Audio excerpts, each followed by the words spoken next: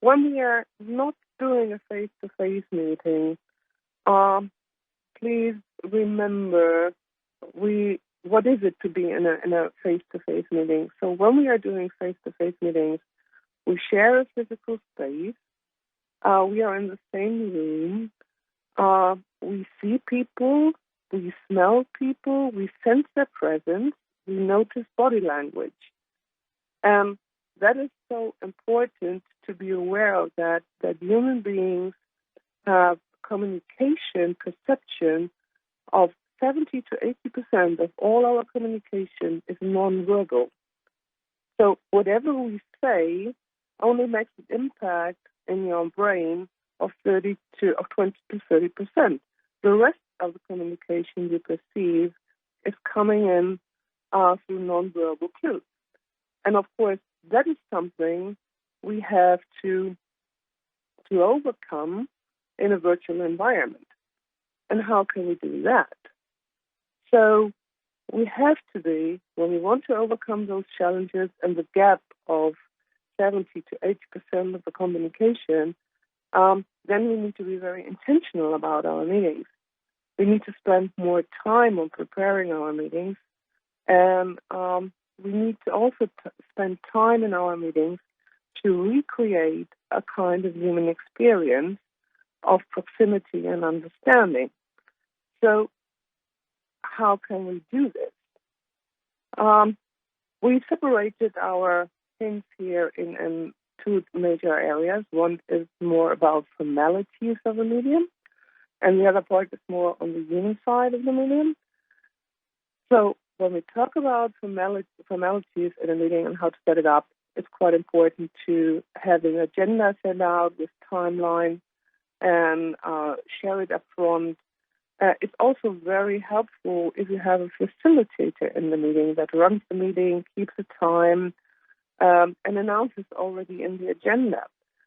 It's quite helpful to have a timekeeper and to have somebody who takes notes so that people can really concentrate on the interaction and less on note-taking and those kind of things.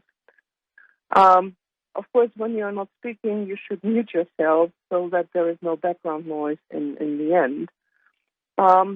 You should also make sure that you raise your questions clearly and provide everybody with a chance to answer. So don't raise a question and then move on to the next step. That's quite important. And you have to keep in mind, you don't only have extroverts in your call, but also you have introverts, which are maybe not that keen to jump in and offer their opinion as they have. So you really make sure to involve everybody.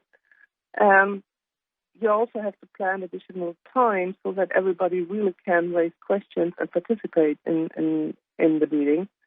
At the end of the meeting, you should do a summary and share the meeting notes and ask everyone at the end for about a feedback of the session. So when we do that, then of course the other thing is we can improve online meetings while turning on our video. Even if we are afraid that somebody might photobomb our video, that doesn't matter really. We are all human. So really turn on your video, that you have some facial impression, and that it is something you have eye to eye. It's also good to check in on everybody, how they feel and how they're doing. Listening carefully and emphatically helps to understand the mood in the virtual room. I think you can also hear when somebody is smiling or when somebody really has a bad mood and turns the face. So you hear that in the voice, and if you really make sure that you are giving this kind of positivity, then it is quite helpful in the meeting. The last part, and that's something we are digging deeper into right now, is to start with a small warm-up to have some fun together. And now you are asking me, why do I want to have some fun? I'm in a business meeting.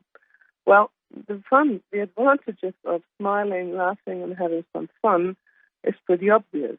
There is a lot of stress out there in the moment, and stress, and that's what everybody knows, reduces our capacity and ability to think clearly and to have a good judgment call. So when we smile, when we laugh, a lot of neurotransmitters will be transmitted into your brain that relaxes the body, that relaxes the mind, and helps you to think clearer and be more open for what's coming up to. And it doesn't take ages to do that.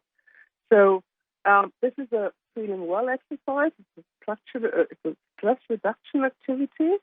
It's a little bit of workout because when you really laugh, you're using up to 300 muscles in the body. It gives a far more positive impact. And that is something I just wanted to bring back into your mind. So some warm-up icebreakers examples to set the tone. Well, normally we ask, who's on the call? Well, that's a quite standard question. And I think we can change that just slightly a little bit by, for example, asking, who's on the call and what is your favorite dessert? Or who's on the call and what do you have for breakfast? Or who's on the call and what's your favorite activity of the weekend, yesterday, today?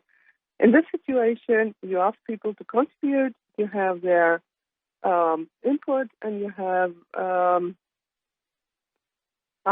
something where they can share and see commonalities, which makes it quite easy to bring in a warmer sense and a more human experience into such a meeting. Another warm-up example will be, if you are more in a workshop-style meeting, is an exercise I use quite often when I'm a coach at an online university. So this is called the rose-bud thorn exercise. And when you have talked to people not for a week, for example, you can ask, what was the rose of your week? What worked well? Or what is the bud, something you are put your hopes on that it will work out well? And what was the thorn of the last week? So what is not going so well? And by doing so, you understand where everybody stands at the moment. What is their situation? How they're feeling? Are they positive? Did they have a big defeat, or are they just hopeful? Or what's going on? So you really know and understand a little bit better what is the mood in the entire team. Some other icebreakers and warm-ups you can consider in this context is if you want to work out on a topic, you can play with the children's game, for example. I pack my suitcase and I put in my glasses. And then the next one has to add his part and repeat my glasses. So with this kind of exercise, which doesn't maybe take a minute or two, you increase the tension, and as soon as the line breaks, everybody starts laughing, so you still have that warm-up experience. But also you increase intention and listening into what you're doing. Or if you want to have somebody where people should come up with solutions and ideas for solutions, you could take a simple item like a paperclip or a hole puncher or a pencil or a kitchen pan or whatever, with just an object which comes to your mind, display it or describe it. And now everybody has, within a minute or two, come up with 10 alternative usages of those items and have to share it in the meeting. This encourages sharing and everybody participation, and also encourage the openness for new ideas on what can be done. So these are just a couple of warm-ups, icebreakers to be mentioned here. We can discuss this further in the breakout session, and you will find on the internet tons of other examples what you could use.